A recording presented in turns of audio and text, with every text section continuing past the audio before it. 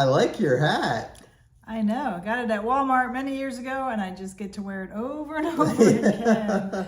We're going to talk about We're going to talk about heart disease. the #1 killer in America. It's the American way to have heart disease, It isn't sure it? is. It's the American way. Heart disease. I'm Sue. And I'm Steve. And we're Aging joyfully. Woo! Steve, do you think we have heart disease? I don't. Oh, I don't know. No, I mean, I I'm guess sorry. I do not. you don't think you do or you don't. I do not think I do. Well, I think technically I do because I did do the calcium scoring test years ago, and I do have plaque in my arteries. And once you have plaque, that's called, I'm going to have to put the name on the screen. Was it artheo or what's it? Sclerosis? What is it? Archer? Uh, Okay, I'm bad at names. yeah, we'll put it on the screen. It's a form of sclerosis. Technically, because I have plaque, I guess they would say, yes, I have heart disease. Yeah, I guess so. But yeah. you know what? We were both at the ER for TIAs, so I think we'd both be in the category of heart disease after that. Right, right. You could be. I mean, the TIA is just a name for something that they don't have a name for. Well, it's supposed to be a precursor to a real stroke. Right, but you have to take into consideration everything else that led up to that, which was a lot of sleep deprivation and stress. And, But that causes TIAs or strokes. well, and that's what we've corrected. So, Well, the doctors think we're in denial that we don't believe we had TIAs. right. I mean, mine technically could have been a seizure. We don't know. Well, that's serious. Well, or it could have been a vestibular migraine, which I'm going to a neurologist who specializes in vestibular migraines, who has a multi-month wait, so I have not been able to get in yet. Right, so that's still a huge gap between the two. You mean vestibular migraines and TIA? TIA, That's yeah. a huge difference. Yeah. That is for sure, yeah. So we can't say for sure that I had a TIA, but I do have plaque, and you may have had a TIA, so technically we're both considered having heart disease, right? Well, yes, we could. Yes, we could. So we're today both wearing, Ooh, heart monitors. Look at that. you go to the cardiologist after a TIA, even though the hospital did not even refer me. See, I don't believe they thought I had TIA, although they diagnosed me with one. They did not refer me to a cardiologist. But Steve and I went to the same cardiologist who we had an established relationship with, but we didn't go on a routine basis. Right, right. But we had been there before, and we really liked her. And so after you've been in an emergency room visit, then you have to do follow-ups with every doctor who has anything to do with any part that could have been involved in anything that you had that was associated with something that took place that we don't really have a name for, but we called a TIA. And you know, and if you're real serious, I mean, it's a good thing that you do these follow-ups, but if you've been through an MRI with contrast, without contrast, CT scan, echocardiogram, you've been through all of these and it doesn't show anything, then why the follow-ups? Well, you haven't had a stress test. You haven't had a heart monitor. There's a lot of tests you haven't had. No, wait. I just want to say that we both left with discharge papers that said TIAs. But I was not referred to a cardiologist. Most women are not treated with the respect that men are in the healthcare field. We are not acknowledged. But I will say the experience at the ER, I was treated much better than Steve. They took me right back, whereas they made Steve wait multiple hours when they thought he was perhaps having a stroke. Yeah, so back to the heart monitor. So I was treated better. I was treated better in the ER, but my discharge did not tell me to follow up with the cardiologist. I'm reading a book right now about a woman who, she wrote the book. She had a heart attack and she was dismissed when she went to the ER as having acid reflux. She went on to have the heart attack over 2 weeks, should have died, went to the doctor, and this was in Canada. She finally went back to the ER, and I believe she's done permanent damage to her heart. She hasn't said that, but going around with a heart attack for 2 weeks, I think you're probably done some permanent damage. Sure, absolutely. And she talks about how women are not treated as well as men with anything, with the testing, with going to the ER. Most testing and most products are made for men. I did learn at the ER when I told her I struggled to swallow those huge pills. She said they're designed for men's mouths. They're huge. They're too big for women's mouths. That's why you struggle with it. We both have sleep apnea. I have lines all over my face because the masks are designed for men's faces, so I can't get a good fit. I've had it 8 years, gone through a million different masks and cannot get a good fit. Right. And I also have lines all over my face too in the morning when I wake up. But the masks are designed for men's faces. They're They're not thought of with women in mind when they're designed. Most medical. I think if you look at some of the advertising, it always has a man wearing a mask. There's been a few with women, but overall, most people don't even. They don't even like. Steve was told by his doctor to get assessed. My doctors never told me. I demanded the test when I got dizzy 8 years ago, and I never would have had it if I did not demand the test. Right. So back to the heart monitor. I've never had heart issues, never had a heart problem, never had palpitations or skip beat or any of that. I did have a heart murmur, and that was very slight and was always told over the years that nothing to be concerned with. And so in going to this cardiologist, and actually, she's a PA, not a real cardiologist. She's a physician's assistant. Or no, is she? No, she's a nurse practitioner. Nurse practitioner. NP. Yeah, she's a cardiology nurse practitioner. Right. She's not a doctor. But back to the heart monitor. I have one right here, and And I have one. Now, Steve never wore one. I was sent because, years ago, I started having this dizziness, which we found out we're not really sure, but 8 years ago, the CPAP did take away my dizziness by sleeping correctly. That did cure my dizziness. So not sleeping, I think, can make you dizzy. But because I go to doctor's offices, I have white coat syndrome, I have high blood pressure. They sent me to a cardiologist with one high reading. That's how I originally got started, with a cardiologist. Right. So Sue has worn a heart monitor in the past. Well, just one time. It was like 3 years ago. I wore a 2-week one. You had to go in for them to put it on you. Mm-hmm. And she kind of pulled my skin when she put it on. And so it hurt for the 2 weeks because I could feel that skin.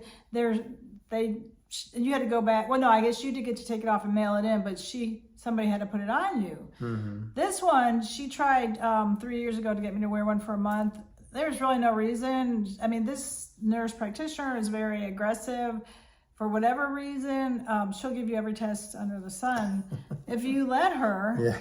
And so she was very excited to give us both a one month heart monitor, whether we need it or not. I think she was real excited about she was very excited. Yeah. But they've changed things that it gets sent to you UPS and you put it on yourself. They do not put it on. Right. And then it came with 4 strips. So the strip is this in the back that the monitor clicks into. This part is on the strip and there's arrows. You can wear it either way, but this is the most logical way. And mine might be a little high because they did tell me later to find my collarbone and go one index finger down. So it's a little bit high, but maybe that's why I keep getting those readings that say bad skin contact. Maybe that's why, because it is a little bit high. Yeah. So then you have a phone. It's just a regular cell phone that connects to the heart monitor. That you have to carry around with you. You need to be within 10 feet of it at all times in the 30 days you're wearing this heart monitor. Right, exactly. So then you have 2 phones that you're carrying with you. Your regular cell phone and if you are mobile and you're moving, then carrying 2 phones is somewhat inconvenient, especially if you hike like we do.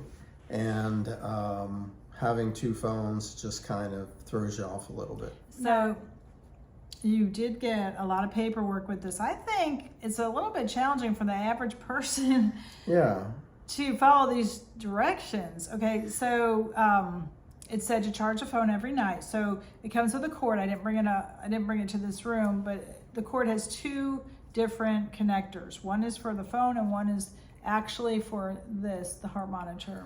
It's the heart monitor. Part of it is this black key fob. Well, I can take it off. See right here. I can that comes off, and it just has like a USB connection point.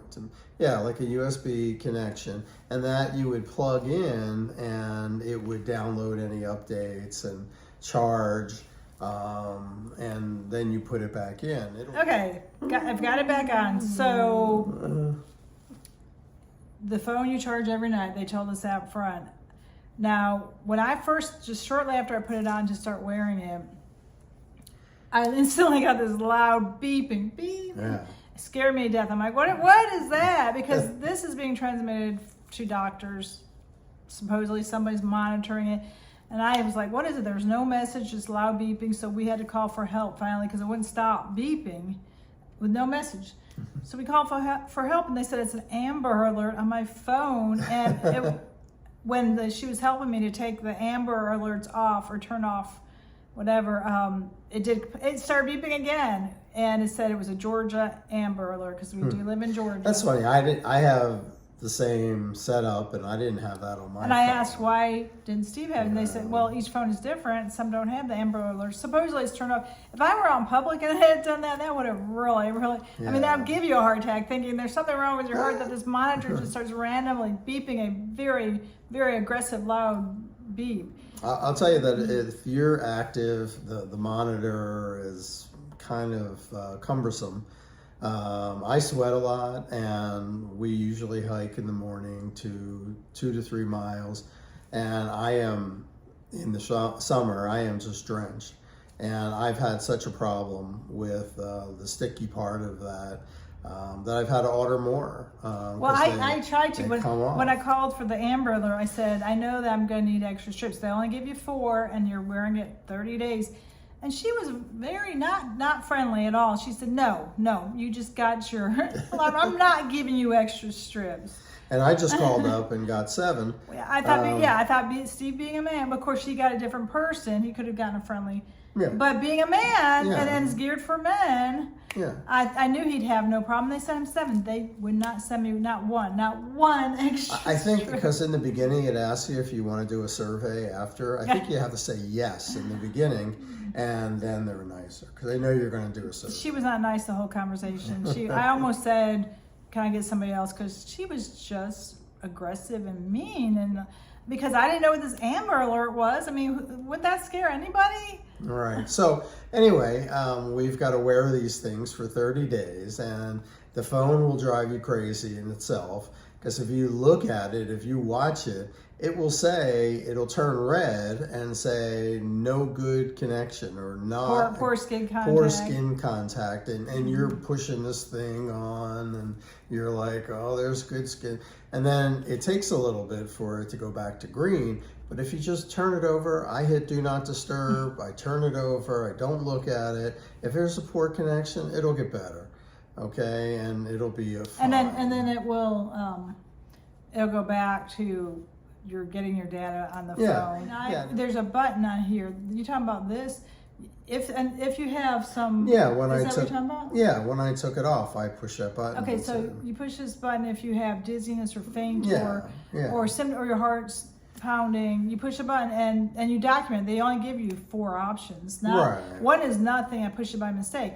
The 3 options are so limited. It actually doesn't even ask about dizziness. I think it asks, I don't know, palpitations. It doesn't even ask about dizziness because I'm dizzy quite a bit, but we don't think it's from this, but I chose to wear this because I wanted to see if my dizziness was connected to this, but so far it's been the crystals in my ears and the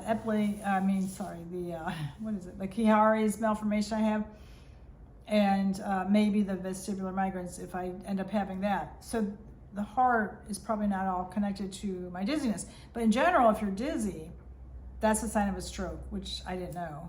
So the reason why I'm wearing it is because when I had an EKG in the doctor's office, my heart rate was low. And so, she saw that and she's like, oh, well. It was in the 50s. It was in the 50s. It should be 60 to 100. Right. So it was in the 50s.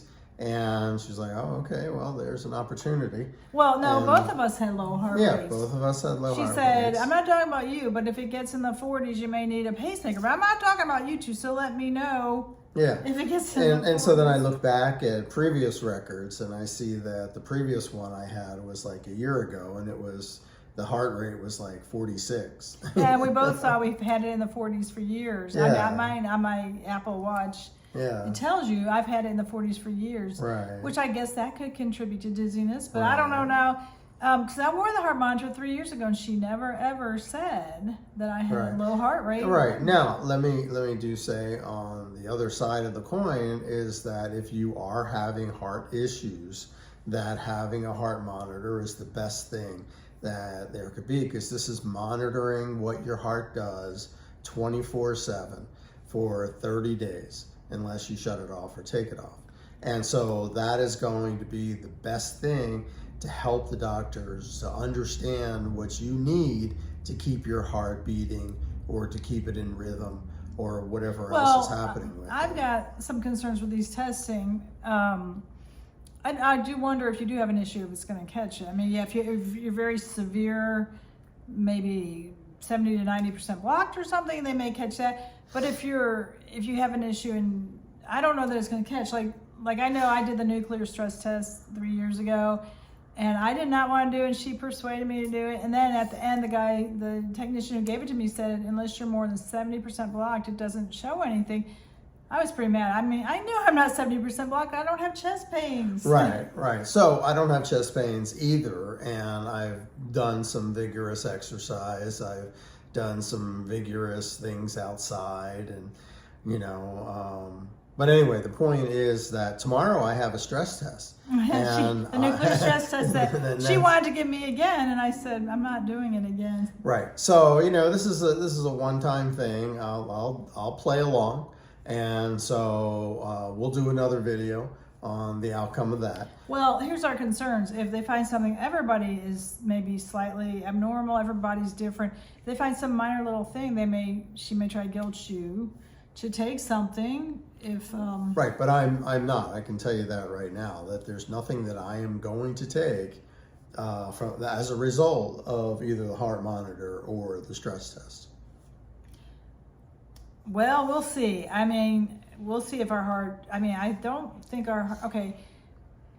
If you have sleep apnea, your heart can get down to the 40s heart rate. So it's usually from sleeping overnight. I think it's in the 40s first thing in the morning. I don't think it's in the 40s throughout the day. Right. Now, but ours are both in the 50s throughout the day. Now, we sat there before this EKG was taken, because first I refused the EKG. And because we had heard, we used to get them every year. And then we heard from other doctors that it's a worthless test. That Right. one point in time doesn't. Right. And mine, they always told me mine was abnormal. And ironically, I asked her, how was mine? And she said, fine. And I was like, every year they've said it's abnormal. Right, and the one I had a year ago, that my heart rate was in the 40s, there was some other issue with it, and I went to her to have it taken again, and she said that it was fine. There was no problem. So what he's saying is his main doctor said there was an issue, and she sent him to the cardiologist about, was it 1 or 2 years ago? And the cardiologist said, there's no issue, but I would love to run all these tests I on want to you. get you for all these tests. And he wasn't on Medicare, so I said, we'll hold off till Medicare. Now he's on Medicare, and hopefully it's going to be a whole lot more affordable on Medicare to run all these tests. For me, it's probably very pricey to run these tests. Yeah, and so we finally got through this appointment, and we went to the cashier. And so we're there for about a half hour. We were longer at the cashier than we were with the nurse practitioner. That's funny. That's the ironic thing about doctors. She talked to us. We had 2 appointments back to back, which were maybe 15 minutes, right, together, except for her medical assistant, or I'm not sure what she was. I mean, she took the EKG and our blood pressure. Right. She was with us probably equal time and documented any medications and all. So she probably had equal time. But the cashier or the, I don't know if she's a cashier. She's more of an administrative person. Yeah. We were with her literally over 30 minutes. She wanted to, between the two of us, I think 8 additional appointments. Yeah, we had 8 additional appointments, and it was ridiculous. And I wasn't even referred to a cardiologist. I was doing this because I wanted to wear this. I wanted to wear this monitor, and so she. Crazy. So we made 8 appointments, which I'm going to cancel a few because I'm going to just tell her I can't afford these appointments. And we didn't make the appointments. That's the funny thing, is that, you know, we were pushed into these appointments. And, you know, when you walk out of there and you think about it, you're like, wait a minute. Well, one is getting the results of this, which they can put online. We don't need to talk to her. Yeah, there's a portal.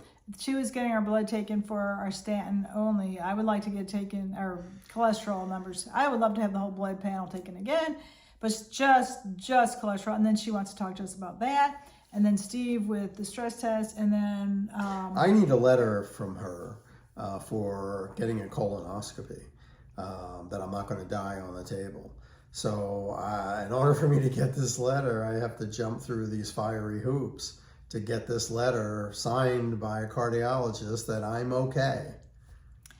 I know, it's almost getting to the point where he can't do the colonoscopy because we keep asking, when is he getting the letter? Is it after this stress test? And we never get an answer. They also wanted him to have the calcium scoring. And I said, you know what? Just assume he has calcium. Almost everybody does. Yeah, it's just assume. Almost everybody does. So just assume he has it. Right, exactly. And people have 75% of first heart attacks, what I've read is they have normal cholesterol levels, and many have no plaque at all.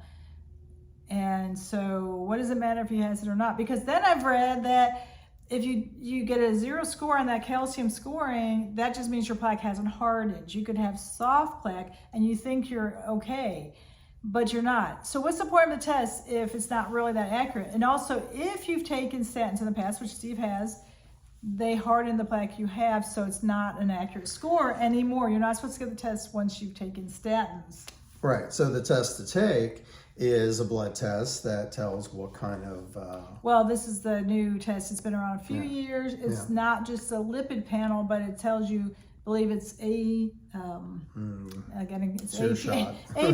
and APA, or I don't know how to put that on the screen too. Because it's a fairly new test. Nobody's ever offered it to us. Not even 3 years ago. I think it's been around at least 3 years. Right. I've never been offered this test. No, and I have had tests in the past because I've just was with a good doctor who was willing to do new things. I had a C-reactive protein test, which is what you should get. I've seen in all the videos. And that tells if there's inflammation in your body. And that's the test they said you should be getting, and we're not getting that one. Right, I had that. We're not getting that. Boy, right? I had that probably 8 years ago. And what did they say? When it first came out? Oh, it was fine. It was a low score. So the no inflammation in my body. And that's what you're looking for, is inflammation. That's why a doctor looks at your ankles when you come in, because that's usually where blood will pool. No doctor looks at my ankles. What doctors are you going to? Whether you know it or not. I have socks on. They've never looked at my ankles. I have socks on. So going forward, the labs that do these tests are Quest Labs and LabCorp. And I'm sure that they have a store near you. And you could go in and order tests. Well, I don't know. We're not sure if you could order them without a doctor's. You could go and pay out of pocket, but I think you might need a doctor's order. No, you can get any tests in LabCorp or Quest that you want. You don't need a doctor's. You're going to pay for it. Well, you could comment below and tell us if you've done that, because we don't know. We haven't done that, so we don't know for sure. We did do that. We did it with a Lyme. I did a Lyme's test because I supposedly had it a few years ago. And I've read that you could have issues, so we did go in this year and I got a Lyme's test to see if it, and it said I did not have Lyme's disease. We do not know 100% for sure you can do that, but I did read in my book, Undoctored, which is a great book, I recommend it, It's a Dr. William Davis who wrote it.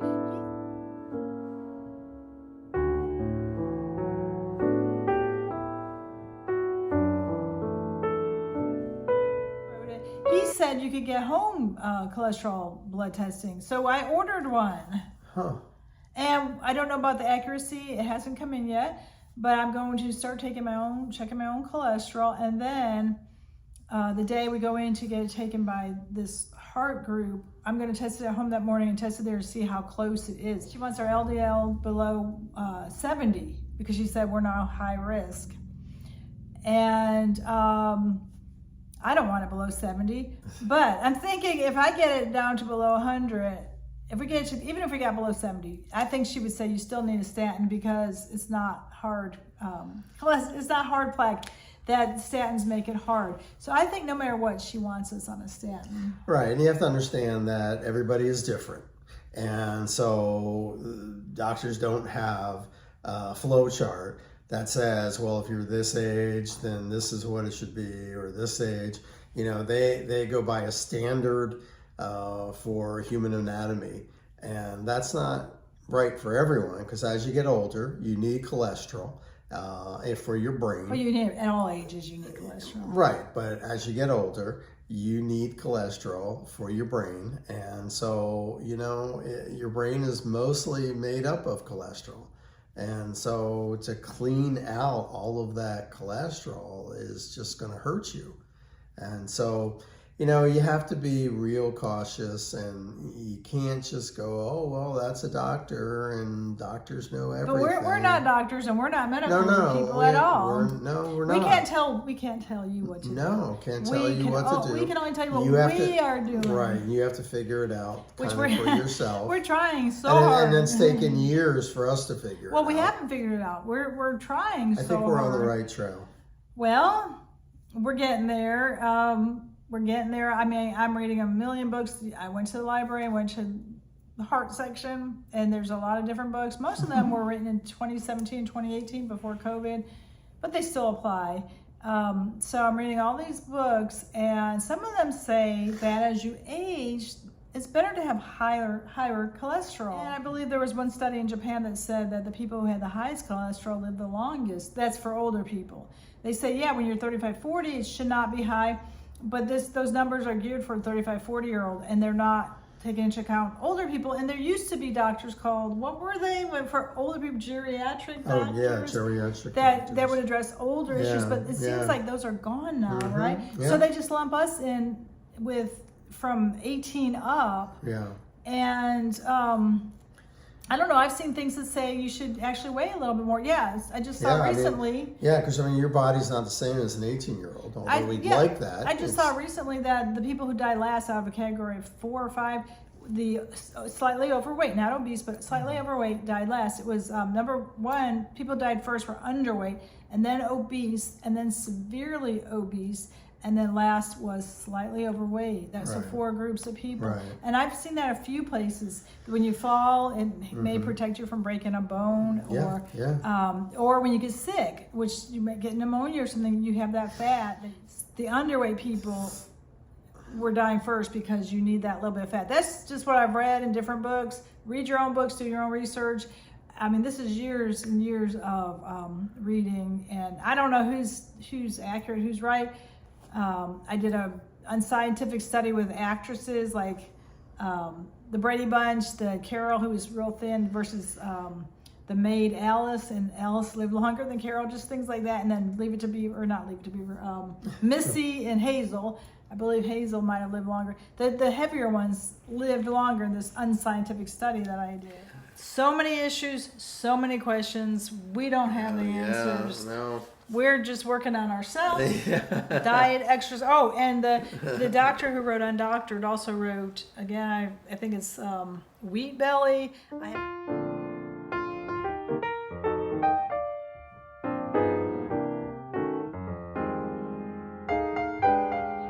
me. I haven't read it yet, but he talks about giving up grains and wheat, and we always thought wheat bread was better than white bread, and he said give up all grains 100%, and oatmeal. I've been eating oatmeal. I've been eating oatmeal for 7 years because they said that was the healthy food, and it's not. He's saying no. You give up these grains and you're going to naturally lose weight, which, I mean, it's been just a real struggle to lose weight when we eat so many fruits and vegetables and drink. We only drink water, coffee, or tea, so it's not from the soft drinks.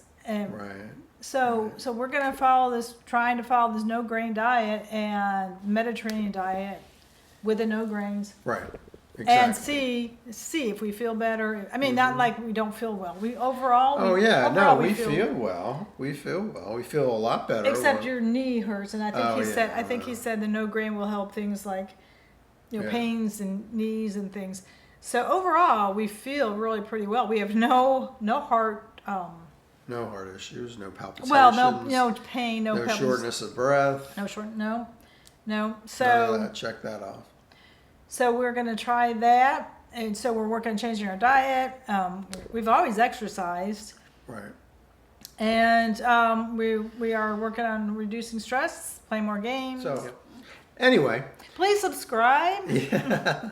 And comment below. We want to hear about your struggles. Health or not. Health or not. That's right. And look for our next video, which will probably be about stress tests. About Steve's stress tests. Well, we try to put one out every week, and we're trying not to focus on health, but after going to the ER, like we said, we've been to so many different doctors, and they all pretty much see me literally 7 minutes and send me on to the next specialist. Oh, sure. If you look at TikTok at all or Instagram, there's. But they did that with you, the neurologist. Always. The neurologist sent you on. You were there about 7 minutes. Yeah. Yeah, about 7 minutes. Well, he's got to see 30 patients a day. Yeah, he told us he had 30 patients, and he didn't even remember me. I had seen him the month before for the Chiari's malformation. Right. He did not even remember me. So think about that. 30 patients I did not make an impression on him at all. No, and you figure he's open 8 to 5, we'll say that, or 9 to 5, whichever. Well, 30 a day times 5 is 150, 600 a month. So 600 different patients every month. And he gets great reviews on Nextdoor, and I'm thinking, yeah, he does. I don't know how he does. He didn't remember me. And he should remember me because I have Chiari malformation, which only 1% of the population has. You don't see that every day. Right. So just that alone, he should have remembered me from my diagnosis rather than me. Yeah, and he was personable. He was personable, and I'd rather have a doctor who solves my problems. I mean, if you could be slightly mean if you solve my problems, you know. And this is again why I go back to the most important thing in your annual physical is your blood results, and you can do that. You can do that yourself. Go to the lab, pay out of pocket. Right. So they'll hook you up to an EKG, but EKG, unless you're having heart issues, is really meaningless. And so tune in again. Well, I think what's interesting is they always ask what medications you're taking and what supplements. But I always think, does anybody even check that? They don't see if they interact. Most of my supplements tell me you can't take them at the same time. Like we started taking magnesium, and that said the best time is before bed, and not take that with any other supplements. So I have to take that separate. So all your supplements you shouldn't even take together, and nobody reviews that list and sees if your prescription pills interact with your supplements until something happens. Then they may say, oh, that's why that happened. Right. And I was telling Sue that next time I'm going to add in there, I take fish oil, I take CoQ10, and I take arsenic, and see if anybody responds to that. He's kidding here. Because nobody will. I mean, she probably would be like, how do you spell that? I don't know. Yeah, A-R. I mean, that reminds me of the play in middle or junior high, Arsenic and Olace. That was one of our plays. Exactly. Never forget that. Exactly. It's funny you said arsenic because you haven't heard that in so many years. That was big in the 70s, right? Okay. Hit notification and like. And until we see you again, take it easy.